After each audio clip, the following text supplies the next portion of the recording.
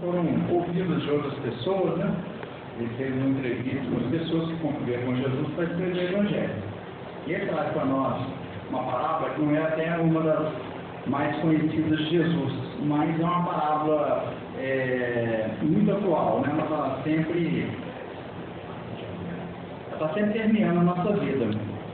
O Lucas conta para a gente que Jesus, reunido com seus discípulos e mais algumas pessoas lá, ele fala o seguinte, está em Lucas capítulo 16, versículos de 1 a 13, que ele fala o seguinte: havia um certo homem rico, o qual tinha um mordomo, e este foi acusado perante ele de dissipar os seus bens. E ele, chamando-o, disse-lhe: que é isso que eu ouço de ti?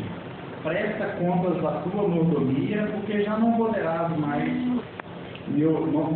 ser mais meu mordomo. E o mordomo disse consigo: que farei? Pois que meu senhor me tira a mordomia? Cavar não posso, de mendigar tenho vergonha. Eu sei o que hei de fazer, para que quando for desapossado da mordomia, me receba em suas casas. E chamando a si cada um dos devedores do seu senhor, disse primeiro: quanto deves ao meu senhor? E ele respondeu: 100 medidas de azeite. E disse: toma a tua conta e assenta-te já, escreve 50. Disse depois a outro: e tu, quanto deves? E ele respondeu: 100 alqueires de trigo. E disse: toma a tua conta e escreve 80. E louvou aquele senhor o injusto mordomo por haver procedido prudentemente, porque os filhos deste mundo são mais prudentes na sua geração do que os filhos da luz. Eu vos digo: granjeai amigos com as riquezas da justiça, para que, quando essas vos faltarem, os recebam eles dos tabernáculos eternos. Quem é fiel no mínimo também é fiel no muito. Quem é injusto no mínimo também é injusto no muito. Pois se nas riquezas injustas não fostes fiéis, quem vos confiará as verdadeiras? E se no alheio não fostes fiéis, quem vos dará o que é vosso? Nenhum servo pode servir a dois senhores, porque o há de aborrecer um e amar o outro, ou se há de chegar a um e desprezar o outro. Não podeis servir a Deus e a Mamon. Essa parábola, se a gente estudar essa parábola sem conhecimento da doutrina espírita para nos ajudar a encontrar a profundidade da parábola, ela parece um pouco estranha, né? Jesus conta a parábola que um mordomo infiel, o sujeito estava dizendo dinheiro do seu patrão, e ele fala que, quando se fizeste bem, né? Fazendo isso, abolar as pessoas para perdoar seus dívidas. Mas a gente, para compreender isso, a gente tem que entender que Jesus, ele falava para aqueles homens daquela época e para nós, através dos seus evangelhos, do plano espiritual. Jesus não tratava com a gente com as coisas da matéria. Porque Jesus veio nesse mundo para salvar o espírito, né? O corpo, né? As coisas do mundo, do cotidiano ali. Ele não se envolveu com aquilo porque Jesus sabia que as leis, os costumes, a moral de cada povo, ela vai sendo transformada, ela vai sendo modificada à medida que o povo vai avançando, a civilização vai crescendo, as pessoas vão se desenvolvendo. Então, nesse processo, as coisas da matéria vão se modificando em função do avanço tecnológico, científico e moral do povo. Mas Jesus veio para trabalhar a mudança íntima de cada um. Jesus veio para que os reis, os administradores, os generais, as pessoas comuns, os comerciantes, os cobradores de impostos, pudessem se modificar naquilo que eles faziam. Então você poderia ser um rei, chefe de uma grande nação, e ao mesmo tempo você ser uma pessoa justa, uma pessoa que ama o próximo, que ama o próximo. Você poderia ser um general, comandar um exército, mas ser uma pessoa humana, uma pessoa justa, e tratar o seu inimigo com uma guerra, com respeito, com dignidade. Você poderia ser um comerciante, mas fazer seu comércio com honestidade, sem explorar as pessoas, sem explorar os seus empregados. Você poderia ser uma pessoa comum, um trabalhador, braçal, mas que não enrolar seus serviços, que enganar seu patrão. Era isso que Jesus veio trazer. Falar em qual for a posição que nós estivéssemos, lá nós fôssemos cristãos. Porque com a doutrina espírita, a gente vai compreendendo que nós vamos vivendo cada encarnação nossa, nós estamos numa posição. Numa das vezes a gente passa numa condição muito humilde, muito simples, na outra a gente vem às vezes numa condição de mando, de poder, Então isso faz parte do processo que nós estamos desenvolvendo. Então Jesus veio para isso, em qualquer que fosse a posição que nós estivéssemos, que nós fôssemos pessoas que amassem o nosso próximo, que perdoassem as ofensas que a gente ia receber, que fôssemos bons para aqueles que estivessem ao nosso lado. Então as palavras de Jesus, o Evangelho de Jesus, ele tem que ser estudado com esse viés espiritual. Porque se nós formos tirar a parte literal, a gente ler do jeito que eu li aqui, interpretar o que está aqui, nós assim, poxa vida, o sujeito enganou o patrão, e o patrão chega assim e falou, você vai esperar para dentro, e vira as costas e acabou.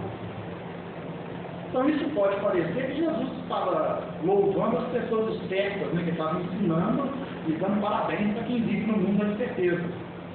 Mas nós precisamos tirar dessa parábola o que ela tem de profundo e o que pode se achar na nossa vida. Né?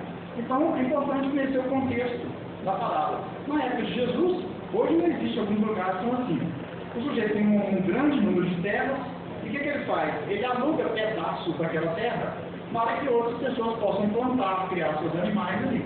E o pagamento que as pessoas fazem daquele pedaço de terra que ela alugou, aqui no caso está falando que é um azeite que foi colhido lá, o sujeito plantou olivas, ele vai espremer aquelas olivas e vai ter uma parte do óleo que ele arrecadou e vai dar para o dono do terreno, para que ele possa pagar o aluguel. O outro plantou trigo, então ele vai pegar uma parte do trigo que ele colheu e vai pagar ao homem lá, que é o dono da terra, em trigo. Então, dessa maneira, o sujeito ficava, quanto mais rico ele fosse, quanto mais terras ele tivesse, mais produto ele recebia, mais ele podia revender aquele produto e ficar cada vez mais rico. Quando ele era um homem muito rico, ele contratou para ele o que se chama de mordomo, um administrador, um gerente do seu terreno. Cabia a esse homem fazer o contrato com as pessoas que alugavam o seu terreno. Então esse administrador fiel, esse mordomo, era ele que sentava com as pessoas e falava, esse pedaço de terra aqui você vai plantar o que ali? Ele falava, eu quero plantar o trigo. Quantos alqueires de trigo você vai plantar? Tanto. Então ao final da colheita, eu vou querer 1/3 daquilo que você plantou é meu. E você fica com os outros 2/3, né? E esse 1/3 vai ser o pagamento do aluguel daquilo que você colher. E às vezes o sujeito estava numa forma de sorte, que a colheita era baixa, mas ele era obrigado a pagar o que ele foi contratado. Tantos quilos de toneladas de trigo, lá dependendo da tamanho de terreno, ele teria que pagar. Se o dono do terreno fosse uma pessoa, gente boa, né, mais honesta, ele poderia fazer um plano. Como teve uma baixa na produção, você vai pagar menos. Mas se o sujeito falar, vamos ficar escrito no contrato. É 1 tonelada? É 1 tonelada. Agora, como é que você vai pagar, esse problema é seu. E quando nós assinamos o contrato, era assim. Então, esse administrador tinha o poder de fazer isso. Ele tinha do patrão dele uma autorização para que ele pudesse administrar suas terras. O que aconteceu com ele? As aldeias naquela época de Jesus, as cidadezinhas, eram muito pequenininhas, né? E logo começou a correr ali um burburinho de que esse administrador estava pegando dinheiro do patrão. E ele falou assim, ó, você pode alugar aqui por 1 tonelada de trigo esse terreno. Ele falou assim, ó, o aluguel é 1 tonelada por 200 mil quilos. 200 mil a mais, ele embolsava aquilo ali, pagava o patrão aquela parte e ficava com o resto. E aquilo ali começou a correr, né, a boca miúda ali na cidade, até que chegou aos ouvidos do administrador, do dono do terreno. O dono do terreno veio e falou assim, ó, eu estou ouvindo dizer aí que você está me enganando, que você está me roubando, e ele falou, agora a casa caiu, né? Ele descobriu o que eu estou fazendo. Aí o sujeito falou, agora estou enrolado, porque na hora que ele pedir os livros de contabilidade, os livros vão provar que realmente eu estou fazendo uma coisa errada. Eu não tenho para onde correr. Eu não tenho como correr. Ele ficou envergonhado, porque poderia ter falado, ó, desculpa, mas aqui tive um momento de fraqueza, né? Eu vou devolver para o senhor tudo que eu peguei a mais. Mas ele não fez isso. Ele falou, e agora? Agora eu estou enrolado. Ele vai descobrir. E eu vou perder meu emprego. E ele pensou o seguinte, quando eu for mandado embora, o que eu vou fazer? Eu já sou uma pessoa de certa idade, então eu não consigo casar. Ou seja, trabalhar manualmente para algum produtor aqui da região, eu não dou conta de fazer mais. Provavelmente já era uma pessoa mais velha, com mais experiência, já não tinha condições físicas de trabalhar. Eu pegar casar eu não posso. Ou seja, trabalhar na enxada não dá. Mendigar, eu tenho vergonha. um administrador de uma terra desse tamanho, obviamente, porque tinha uma vida dele, era uma classe média alta, que vivia muito bem na cidade. E a vergonha desse homem de ir para a rua e começar a mendigar, porque ele perdeu o emprego. E as pessoas sabiam que ele está mendigando porque ele roubou do patrão, que foi desonesto com ele. Ele ficou apertado com ele. Falei, agora, como é que eu faço? Aí ele teve uma ideia. Peraí, se eu procurar essas pessoas que têm contato aqui com o meu patrão, eu reduzi o valor do pagamento do contrato. Se eu fizer isso, o que eu estou cobrando a mais, eu vou chegar e vou tirar. Ou a pessoa ficar tão feliz porque eu estou diminuindo a dívida dela, que eu perder o emprego, eu vou procurar essa pessoa e falar, fulano, por quê? Estou desempregado, estou trabalhar, você diz, não, claro, eu posso te arrumar um emprego, porque você reduziu uma dívida altíssima que eu tinha pela metade. Aí a primeira pessoa que ele chama, devia 100, põe 50. A segunda, devia 100, põe 80. Põe 20% a dívida, 50%. Eles dizem que a questão da diferença de 50 para 20 é a questão de valor. Né? Porque se ele reduzisse o 30 pela metade, dá uma diferença muito grande de valor. Então ele calculou mais ou menos quanto ele seria os valores, para um tirou 50 e para outro ele tirou 20%. O patrão viu aquilo e pensou, você foi inteligente. Né? Com dinheiro roubado, você acabou enganando amigos que vão te socorrer na necessidade.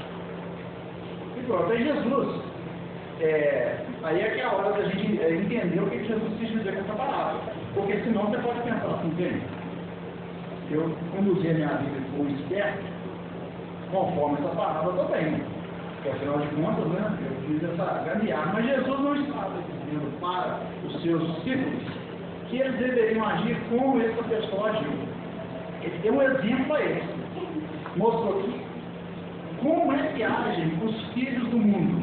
Como é que eles agem? Os homens de negócio. Eles, para poder conseguir as coisas aqui na Terra, para não perder seus prestígios, seu dinheiro, eles são capazes de provar esse plano astucioso, esse plano inteligente. Por que a gente não faz isso para conquistar o reino de Deus? O que está lá no plano espiritual, nos esperando? Por que nós também não fazemos isso espiritualmente para conquistar no céu alguma coisa de bom? Então Jesus estava querendo fazer para eles, né, uma lição de que nós devemos agir assim também, pensando no plano espiritual. Né? Então aí nós temos o Emmanuel, que vai nos esclarecer mais ainda sobre isso que ele está sendo falado. Quando esse livro do Vinha de Luz, o Emmanuel comenta um versículo dessa parábola, para nos ajudar a começar a entender essa parábola. Ele está comentando o versículo 2 dessa parábola, que ele colocou como título prestação da sua administração, que era o versículo. Aí ele coloca diz o seguinte, está falando dessa parábola já. Na essência, cada homem é servidor pelo trabalho que realiza. Agora ele está ampliando o entendimento do que é ser um administrador. Ele ampliou para nós esse entendimento. Então ele está dizendo o seguinte, na essência, cada homem é servidor pelo trabalho que realiza na obra do Supremo Pai. Então cada um de nós é parecido com esse administrador dos bens desse homem. E ele fala, e simultaneamente é administrador. Portanto, cada criatura humana tem possibilidades enormes no plano em que moureja. Então, em qualquer posição que cada um de nós estivermos, qualquer posição que seja, nós somos como esse administrador da parábola. Em qualquer posição. Eu sou porteiro de um prédio onde eu trabalho, eu sou presidente de uma empresa. Em qualquer posição que eu estiver, eu sou esse mordomo da parábola. Eu estou administrando bens. Ele diz o seguinte, mordomo do mundo não é somente aquele que encanece, que fica com os cabelos brancos aí, à frente dos interesses coletivos nas empresas públicas ou particulares, combatendo 30 mil a fim de cumprir a missão de que se dedica. Cada inteligente da Terra dará conta dos recursos que lhe foram confiados. Cada um de nós dará conta. Que eu posso ler essa parábola assim, eu não sou administrador de bens nessa grupo, então essa parábola não é para mim. Eu sou uma pessoa simples, sou empregado, sou uma pessoa pobre, tem poucos recursos, então a parábola não é para mim. Aí o Emmanuel vai abrindo para nós.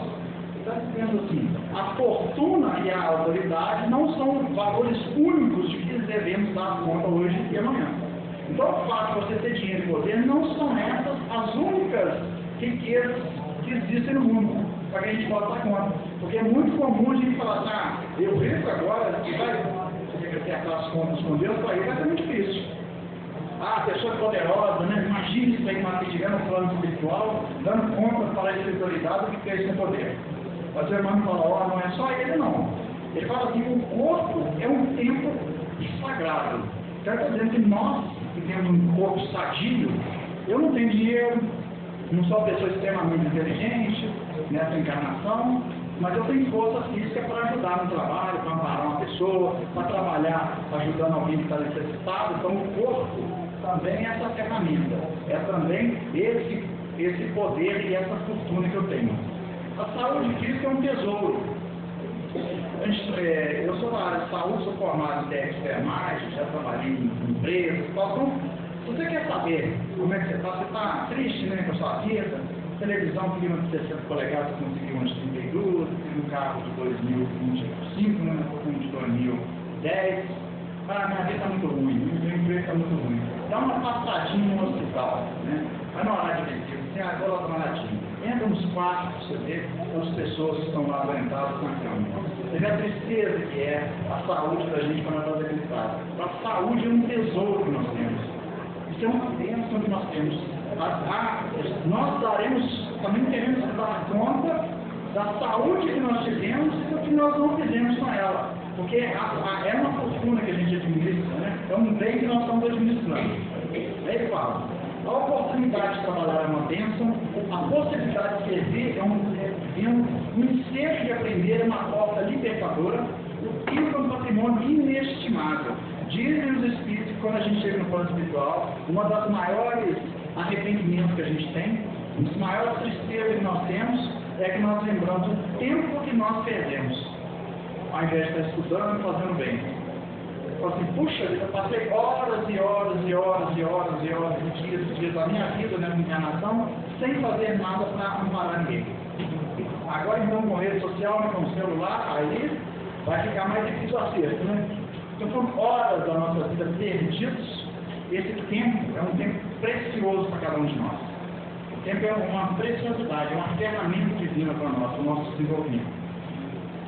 O lar é uma dádiva do céu, o amigo é um benfeitor, a experiência benéfica é uma grande conquista, a ocasião de viver em harmonia com o Senhor, com semelhança com a natureza, é uma glória comum a todos. A hora de ajudar os menos favorecidos de recursos com entendimento é valiosa.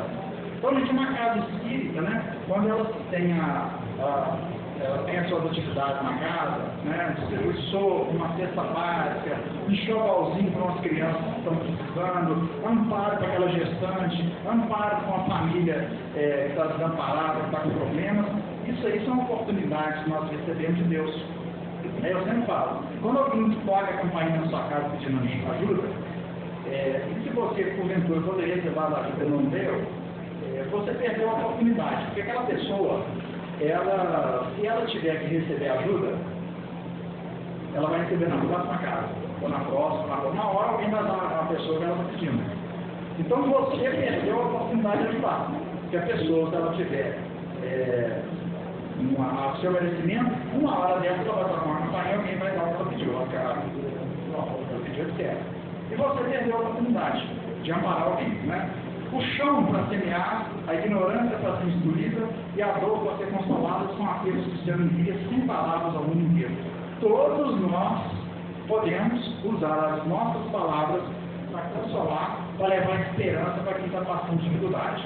Todos nós temos essa capacidade. Você não precisa ser uma pessoa com doutorado, com mestrado, com nada. Você precisa ter o coração e boa vontade de chegar para a pessoa, para desesperada e levar para ela consolo. Então, tudo, como o Chico falava, tudo passa nessa vida.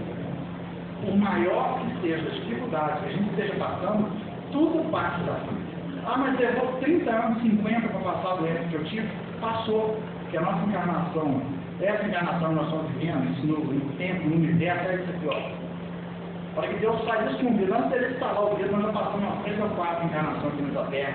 De tão rápido isso é com a eternidade que nós vamos viver. Então tudo passa. Pode ser que eu tenha ficado com encarnação 80 anos na encarnação, não vai não. Passou, eu desencarnei, acabou. Esses 80 anos, daí eu vou lá no plano espiritual que eu vou descobrir por que eu fiquei ali e o benefício que eu tive, e às vezes aceitar aquilo ali como resignação. Mas passou, tudo passa. Não tem nada nesse mundo que passa, nem alegria demais, nem felicidade demais, nem tristeza, é tudo passageiro, porque tudo são experiências que eu esteja vivendo com ela. O que vai definir é o que eu faço com essa experiência. Que pode ser reclamação, né? Pode ser choro, pode ser o que for. Revolta, não fazer o que faz, portanto, dos talentos preciosos que repousam no teu coração, em tuas mãos e no teu caminho? Vela por tua própria tarefa no bem diante do Eterno, porque chegará o momento em que o poder divino te pedirá dar conta de tua administração. Então, gente, essa leitura do Emmanuel é muito importante para a gente começar a compreender que o Emmanuel, não sei se todo mundo conhece, mas ele é o espírito que foi o mentor da missão do Chico de psicografia, né? Ele trabalhou desde que o Chico começou a psicografar, o Emmanuel passou a orientar o Chico. O Emmanuel tem uma tarefa no Brasil que é trazer luz para o Evangelho. Então, ele tem vários livros dele aí que são mensagens que tem no Evangelho para nós. Então, ele foi lá nessa parábola e falou, gente, falar, vamos tirar o nome do administrador, se coloca dentro da parábola, pula lá para dentro. Você é o administrador. Chegou o final da sua vida, está na hora de prestar conta no plano espiritual. Esse é o administrador, fim de vida, né? Oh, meu Deus, estou doente, me acho que hoje eu vou morrer, daqui a pouco eu vou desencarnar, estou precisando, eu estou arrependido, tem uma opção de coisa errada que eu fiz. Já fiz. Vou chamar isso. Aí eu emprestei um dinheiro para ela, não foi isso, aquele dinheiro que eu te emprestei está aqui, não precisa me pagar, tá? Está aqui, graças a Deus. Você, vai, toma aquele carro meu de fora, vamos ficar com você, vai não precisar disso mesmo, toma. Fulano, pega esse dinheiro, se você quer de fulano, dou para um lugar, dou para outro. Esse é o caso desse momento. Estava correndo atrás, porque sabia que ele tinha que prestar conta. É quando a gente fala assim, meu Deus, agora eu vou ter que confessar, procuro um padre aí para me confessar, eu estou vendo que a hora está chegando e eu vou ter que dar conta do que eu fiz nessa terra. Então é natural que no final da vida ele perdoar as pessoas, fala, tanto obrigado meu irmão, vou lá, desculpa aí, perdoar, e também daqui a pouco está morrendo, está bobagem, estou brigando. Isso é esse mordomo que a parábola vai nos fazer refletir sobre isso. Porque ele teve em suas mãos o poder de administrar em todo um terreno criado. Nós somos esse administrador. Eu tenho uma família para administrar, eu tenho tempo para administrar, eu tenho saúde para administrar, eu tenho meu trabalho para administrar. Então, tudo isso representa uma riqueza, uma fortuna que esse dono do terreno lá, que é Deus, me deu. Então, eu não posso agir como um mordomo infiel. Usar mal os meus recursos que eu tenho, do meu tempo, da minha saúde, do meu trabalho, porque eu terei que prestar contas. Eu terei que prestar contas. Então, quando nós chegamos no plano espiritual, aí a espiritualidade, a gente sabe como é que funciona, né? Não existe lá no plano espiritual uma cadeira que você senta um juiz lá na frente para você ter que ser julgado. O nosso julgamento, onde ele acontece? E quando está lá no livro, você pergunta assim, aonde está escrito as leis divinas, as leis de Deus? Aí os Espíritos respondem, elas estão escritas na nossa consciência. Então, as leis estão aqui dentro. Aqui dentro é que é meu juízo. É aqui que eu vou ser julgado. O tribunal é aqui dentro. Eu chego lá e falo, puxa vida, anos de espiritismo, trocentos livros que eu li na minha vida, né? A gente ainda faz esse trabalho aqui de conversar um pouquinho sobre uma coisa na frente. Eu já tenho a cara de pau de vir falar na frente das pessoas, ainda leva para o plano espiritual e a pessoa assim, você estudava o tempo, meu filho. Você lia, estudava. Por que você nunca praticou as palestras que você fez, os estudos que você fez? Então vai piorando a situação nossa, quanto mais conhecimento eu tenho.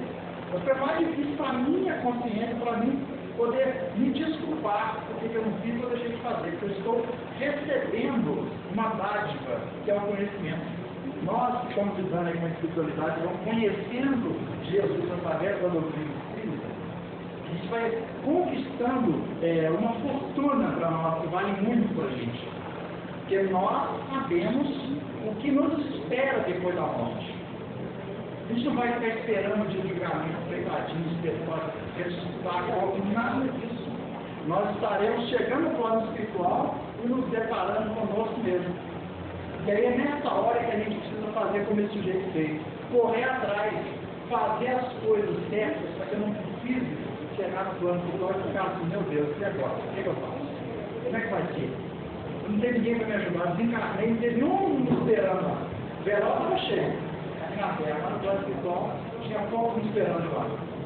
Porque o que benefício eu levei as pessoas, né? Tem um jeito fininho do Chico, esse livro aqui é uma finurinha dessa aqui, ó. Aqui, né?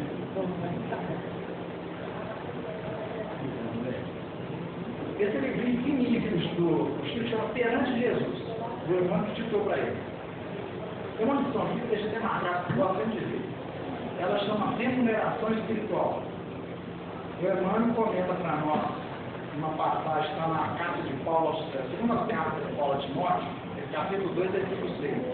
Que fala, o lavrador que trabalha deve ser o primeiro a gozar dos frutos. O que ele fala para a gente? Além do salário não é dado, o trabalho se faz invariavelmente, seguido de remuneração espiritual respectiva, salientando alguns dos itens mais significativos. Então, nós temos uma remuneração espiritual também, a gente chama de bônus hora, né, que a gente recebe lá no plano espiritual, conforme a evolução. Então, quais são os itens dessa remuneração espiritual? Acende a luz da experiência, ensina-nos a conhecer as dificuldades e problemas do próximo e induzimos, por isso mesmo, a respeitar. Então, isso é uma tarefa muito boa na casa, porque é quando você trabalha na assistência social de uma casa espírita.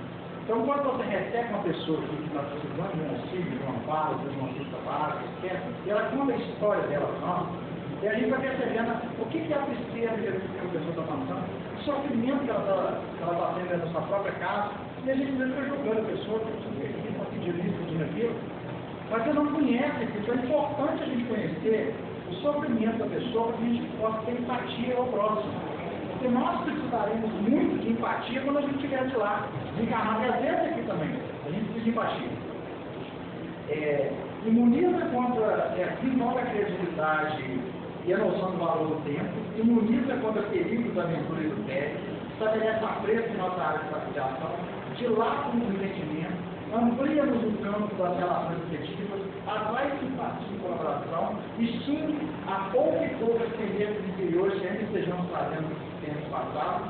Aí o que acontece? Isso aqui tudo é o trabalho que a gente faz no benefício próximo. Quando o trabalho se transforma em prazer de servir, surge o ponto mais importante da remuneração espiritual. Então a gente começa na tarefa espírita, está uns bons horas, que na hora que eu desencarnar, esse corpo vai ter trabalhar na casa sempre, dar uma paz, fazer isso. Depois, você faz o serviço com prazer. Você sai da sua casa para vir na casa, para trabalhar aqui com prazer. Você não falar de hoje, com prazer, você não falar de hoje, a cidade de então, você sabe, esse ainda é o homem velho, ainda rebelde.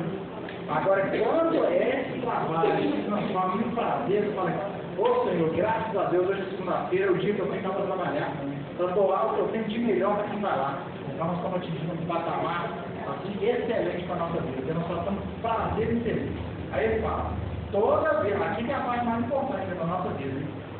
Toda vez que a justiça divina nos procura com endereços exatos para a execução da sentença que lavramos contra nós próprios, segundo as leis de causa e efeito, que nos encontra no serviço ao próximo, manda divina misericórdia que a execução seja suspensa por tempo indeterminado. Olha que interessante. Todos nós estamos aqui, planeta de provas e expiações, uma hora ou outra, a justiça divina falou, filho, está na hora de pagar a fatura, tá? Está programado você pagar agora uns 50, 60, 70 anos. Mas, quando a justiça divina nos procura e nos mantém trabalhando no próximo, em serviço ao próximo, aí ele fala que manda a justiça divina, a misericórdia divina, quer dizer que você sustenta por tempo determinado. E está na hora do processo para você. Você está trabalhando, está fazendo bem. E na primeira carta de Pedro, ele fala que o amor cobre a multidão de pecados. Né? Então, já nos ajuda. Aí ele fala, e quando ocorre, em momento oportuno, nossos contatos indispensáveis com os mecanismos da justiça terrena, então vai ter uma hora que não tem jeito mesmo. A justiça vem atrás da gente. Aí tem, eis que a influência de todos aqueles a quem, porventura, tenhamos prestado algum benefício, aparece no nosso ciclo. Quantas vezes nós fomos ajudados pessoas que a gente nunca viu? No plano físico e no plano espiritual. Por quê? Porque quando você ajuda uma pessoa e não pede nada em troca, quando você ajuda um desconhecido, você está vendo a pessoa encarnada, mas você não tem ideia dos desencarnados que estão acompanhando aquela pessoa que fala assim, graças a Deus, essa pessoa foi um anjo na vida do fulano. Quando ele mais precisou, a pessoa do nada apareceu e ajudou. Essa pessoa desencarnada, que acompanha esse outro, vai estar tão grato pela sua ação que o dia que você precisar, vai aparecer do nada para alguém te ajuda. Porque você já está recebendo e colhendo frutos daquele bom que você faz. Aí ele fala, eis que a influência de todos aqueles que porventura tenham prestado um benefício aparece na sua vida. Já que semelhantes companheiros se convertem espontaneamente advogados naturais de nossa causa, amenizando as penalidades em que estejamos impulsos e suprimindo-as de todos. Se já tivermos resgatado em amor, aquilo que devido de provação, sofrimento, para edificação, refletamos nisso, trabalhar servir em qualquer parte, temos um secador constante de promoção da vida de Deus. Então, gente, todas as vezes que nós estamos ajudando uma pessoa, nós estamos amparando alguém, visitando, dando um bom conselho, nós estamos recolhendo o nosso benefício, o amparo e a ajuda dos amigos do plano espiritual. Então, esse nosso mordomo Miguel, né, esse homem que trabalhava administrando os bens do Senhor muito rico, esse Senhor representa Deus. Esse homem representa todos nós. Estamos ainda na luta da terra, tentando trabalhar em benefício daquilo que Deus nos deixa. Então, cada um de nós é um mordomo das coisas da terra que nós recebemos. E vale a pena ajudar os outros. Pode começar aqui, nos mostra como vale a pena ter os bons, como vale a pena você amparar a pessoa. E a gente sabe disso. E ajudar, sem receber nada em troca, a ajuda é muito mais valiosa. Quando eu faço alguma coisa para alguém, esperando que a pessoa faça alguma coisa de encontro